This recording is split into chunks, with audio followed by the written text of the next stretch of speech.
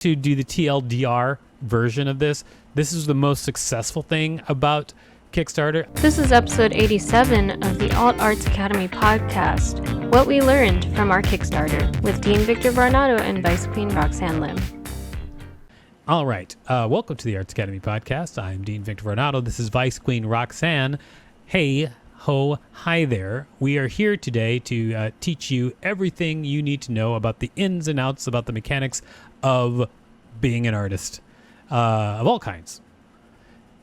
However, today what we're going to talk about is a case study on a Kickstarter. So I just ran my first successful Kickstarter campaign. And I want to talk about what worked and what didn't work, the things that I researched ahead of time and thought would work, and the things that I did that changed how the Kickstarter unfolded, because everything that I thought would work didn't necessarily work. Okay, so I did a Kickstarter campaign, and the Kickstarter campaign was for a book called the Anti-Racism Activity Book, which is a coloring and puzzle book that is a satire of racism. I think that's a good explanation, wouldn't you say, Vice Queen Roxanne? I would say that's a perfect explanation. All right. Looks like Roxanne's on my side. And Kurt. Now, the Kickstarter was for $10,000, which I think is a healthy Kickstarter number, and probably healthier than I thought it was going to be at the start, but it's a good number to reach, I think, especially for a publication. I did have a publisher that I was working with, One Idea Press, and I had a couple of people who were helping me with this. And here are all the things we tried to do to get the Kickstarter funded. First, we just pushed it through social media. So just like my regular social media network, which is not a huge network, but I have like a few followers, 6,000 followers on Instagram. I think almost 4,000, 4.5 to 5,000 followers on Instagram, and 6,000 followers on Twitter. And then like 1,000 followers on my Facebook page. So I pushed it out to that audience, and some people bought it. And I'm just going to do the TLDR version of this. This is the most successful thing about Kickstarter. Yeah, I said TLDR just like the kids. I saw you smile at that, Roxanne. I've never heard you say that before. I know. I just said it like the kids, the TLDR version. Too long, didn't read. It is that if you can find a way to communicate with your audience every day and often about your Kickstarter that does not annoy them, then that's the best way to go. That is the best way to activate your own personal audience. If you can just contact them about the Kickstarter constantly, but in a way where they don't get annoyed by it, then that's the best way. Because if you post once about your Kickstarter, a very small portion of your group is going to see it. And if you post constantly about the Kickstarter, then people are going to get tired of it really fast. So you have to do constantly, but in a way that doesn't make them tired. And this is the way that I did it. So basically, the thing that really changed my Kickstarter when it was waning was I just said that I would draw cartoons of as many backers as I could. And I just said, hey, people, send me your pledges, a screenshot of your pledge, and then I will draw a cartoon of as many people as I can. I didn't guarantee that I would draw cartoons, but I would just try and draw cartoons. And so I kept drawing cartoons, and when I would release the cartoons, people would like the cartoons because they would be like reasonably funny cartoons. Some of them were really funny, some of them were not. But, yeah, I was doing like 6 a day sometimes. So I would release these cartoons, and then people would wait to see what each cartoon was. And every cartoon I would say, I'm drawing cartoons of my Kickstarter backers. Here's where you can find my Kickstarter. Send me a screenshot of your pledge. But because the cartoon format was entertaining, people didn't get tired of it. And I can tell the people didn't get tired of it because they would continue to like the cartoons. And you can tell, like, if you post too much and people, get tired of you that day because your likes go down, down, down. But in this case, often they would go up. If it was a good cartoon, the likes would go up a lot, and then more people would donate. In fact, sometimes, over the course of, I think, like 3 days, when I was originally at like up to $5,000, and over 3 days, because I was just really working really hard, the Kickstarter went up by $3,000 over like 3 days. Also, at one point, I had to travel to Austin, Texas to work on a TV show pilot, and I wasn't able to do cartoons. And during those 3 to 4 days where I wasn't able to do cartoons, the pledges flatlined. So it was definitely the cartoons that was making it happen, just by posting cartoons constantly, and every cartoon underneath it would have information about the Kickstarter. Now, I'm not going to say that your Kickstarter should have a cartoon every, few hours or whatever, but I am saying that if you could find a way to remind people about your Kickstarter constantly, but in a way that doesn't wear them out, that was the secret sauce for me. In fact, if I had started like that from the beginning, I think that I would have probably blown up the Kickstarter a lot more. If I had set aside more time to just like work on the Kickstarter, it would have blown up a lot more. Unfortunately for me, I had expected more outside help on the Kickstarter, and I didn't get it. So then I had to just figure out a way to invigorate the audience. And I think the cartoons did it. You were there. What did you think, Vice Queen Roxanne? I don't know. It just got kind of shady in here. You know what I'm saying? What are you talking about? What does that mean? I'm throwing shade at you? Not at me. Oh, but... you mean... Yeah. I get what you're saying. But, yeah, I mean... It's not shade. I'm pulling people into the light. I'm pulling everybody into the sun. Great perspective. Yeah, come through perspective. Yeah, I think the daily cartoon idea was actually awesome, and I definitely think it contributed a lot to the campaign. On the social media side, everybody loved the daily cartoon. So, but I think a lot of that just has to do with incentivizing the audience. People will naturally gravitate towards content that they like, but what keeps them there is an incentive. So I think I agree. It really did. That actually is a part that I didn't really mention. It was the incentive also that really helped, because when I would draw a cartoon of someone who'd made a pledge, then they would repost that cartoon most often and say, look, I just got a cartoon drawn of me by a New Yorker cartoonist. And so that would invigorate people. It actually gave me an idea that I should just do a book where just like it's just a bunch of cartoons, and the cartoons are about whoever pledges. So like I just do a book of cartoons, but there's no cartoons except I do them about the people who pledge. And so every time people pledge, they get in the book. So one book deal just finished, and you're ready to do another one? Well, I love doing art experiments of all kinds, as you know. And so I just seems like it would be a really fun idea. It would be a thing that would be fun for people to it's a thing that would be fun for people to experience, because I know it's fun for people to experience, because when I was doing it, people were flipping out about a lot of the cartoons, which I was very surprised how excited some people got about the cartoons. But they did. All right, so that's what really worked. So we skipped to the good part. Here's what didn't work and why it didn't work. So I used a service called KickBooster. Okay, KickBooster, the service, for me, it did not work, but it would have worked, but this is why it didn't work. With KickBooster, what happens is you can take your Kickstarter campaign and you can post it on a market where influencers look at it and they decide which campaign they want to help, and they also get a percentage that is all moderated by KickBooster. They get a percentage of the pledges that they bring to you. So if they bring $500 worth of pledges, and you're giving away 10% of that, they get $50. And so KickBooster is often the source of how Kickstarters just blow up like crazy. However, in order to utilize KickBooster really well, number one, you should start luring or courting your influencers before you start your KickBooster campaign. That helps.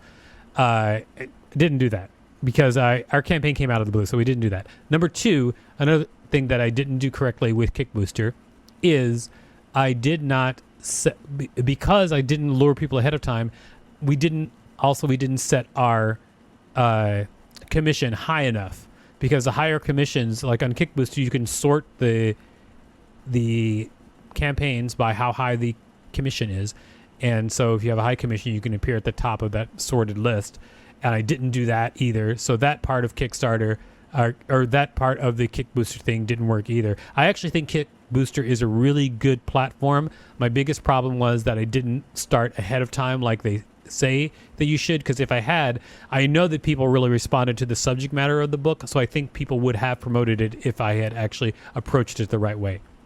But anyway, so unfortunately, I still think KickBooster is awesome, but it didn't succeed for me on this campaign. However, I will say that people did promote my campaign through KickBooster anyway. I just didn't make any pledges through it, so it did get people's attention, and some people did promote it, but it just did not make any extra pledges. All right. And then the other thing that didn't work was I had an idea that I wanted to contact publications and give them KickBooster links so that they would then post about it and they could make money posting about this. Okay. And again, this is the type of thing where I was doing the thing that I should have done much earlier before my campaign started, trying to court these people. So all of these emails that me and my team, we sent out, they were for the most part ignored. Or some people came back and actually said no. But some of those places that we wrote, when I had another friend who worked in PR, he did the same thing, and they said yes and wrote stories about it. So it was in a couple of places that we had Rachel pitching to. When another friend pitched to those exact same places with the exact same story, they picked it up. So I guess it could be familiarity too. Who knows? But the big failing for my Kickstarter, and my Kickstarter did not fail. It actually was funded. But the big failing for my Kickstarter in general, I think, was that I didn't start early enough, and the whole crew that I was working with, like, we didn't have everybody together just killing it on the Kickstarter, because it turned out to be a lot more work for me personally than I thought it was going to be. But ultimately, it lands on my shoulders. It's my book, so whatever. I did what I had to do. You know what I'm saying? Yeah. Vice Queen Roxy nodded on a podcast. She nodded at me. I did. Yes, you did.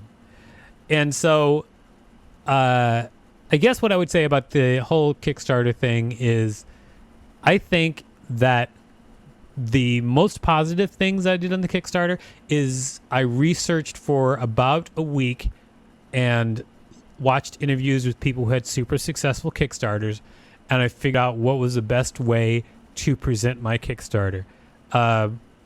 3 basic things that I think are really important. 1, have a good video, an entertaining video. I would say make the video, if your concept is easy to comprehend, make the video 60 seconds or less. Like, if your concept is really easy to comprehend, like, if you need more than 60 seconds, it better be because you need to sit down and explain, like, wait, everybody, this is how a teleportation machine works. But sometimes people just have, like, rambling videos, but make it 60 seconds, because then you can use that video everywhere. My video even got on the news, so because it was just a short, quick, concise video. Make a good video, and that is a huge tool. Number 2, put a lot of pictures in your description. I know that sounds stupid, but yeah, the more you can make the description of your Kickstarter look like a big fun kids book, no matter what it is, it's just a good thing. Because if it's just blocks and blocks of text, people will like it less. Yeah, they won't read it less. If you have pictures that pull you from one section to the next, and for me, each section I had a big picture, and that helped a lot because people did actually read it.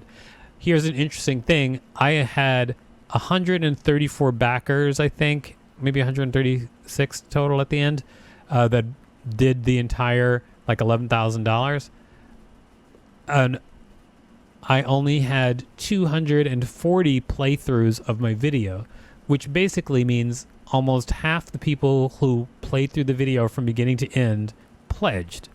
So it did good. It was a good video. And then the last thing is make your rewards specific to your project and make them graduate rather than be completely different. Like, and what I mean by that is they should, like, it's a very good idea for your top rewards to have every reward below it. Okay? It's a very good idea for that to happen, because then you don't have a version of an award where you don't get the main thing that they came there for. In my case, it was a book. So every version of the award from when they started paying enough to have the book, every version of the award included the book. There wasn't like pay, $80 and get a blanket and a t-shirt, and it doesn't include the book, because a lot of people do that with their Kickstarter rewards where there's just like a menu rather than a tiered reward system where it always includes the thing that piqued their interest in the first place, the way that they think they should get it. So like I'm doing the anti-racism activity book. My rewards that are from $15 on always include the book. That's always part of it. And then I think when I got to the higher tiers, it was, you got the hardbound book, the regular softbound book, and then you'd get like a framed picture or something like that. But it was always just like the reward, the tiers always included all the rewards previously. So that's what I mean by graduated. They just get better as you pay more money. But you never you don't have one reward where you get stickers, one reward where you get postcards, one reward where you get, XYZ. It's all together. Yeah, I mean, it makes sense. The more money you pledge, the more stuff you get. Right, but I mean, there are tons and tons of Kickstarters where it's like people can pay $25 for the thing that they wanted to get, or $30 for a different reward set that doesn't even include the thing that they wanted to get, and it's a mistake that a lot of successful Kickstarter people talk about, that people just screw up how their rewards are set up. Anyway, those three main things I think are the most important things, which are just have a good video, make your story or pitch or landing page look like a children's book, no matter what it is, and also make your reward tiers graduate so that they just get better and better, but include the thing that you want. One more thing. Kickstarter themselves say that the sweet spot of any Kickstarter is $25. That's the price that most people will pay.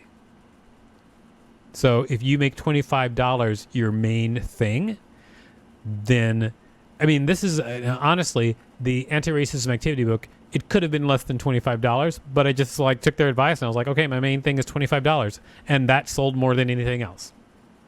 Yeah, it's not too low and seems cheap, but not too high it's like people really feel like they're giving at that level. Yeah, it's just like it's a good number that most people can deal with. And then some people bought the big rewards. I didn't even think people were going to buy the big rewards, but 3 people did. And that's great because I can't wait to fulfill the reward, because thank you very much for those 3 people. You're going to be in the book and you're going to be awesome.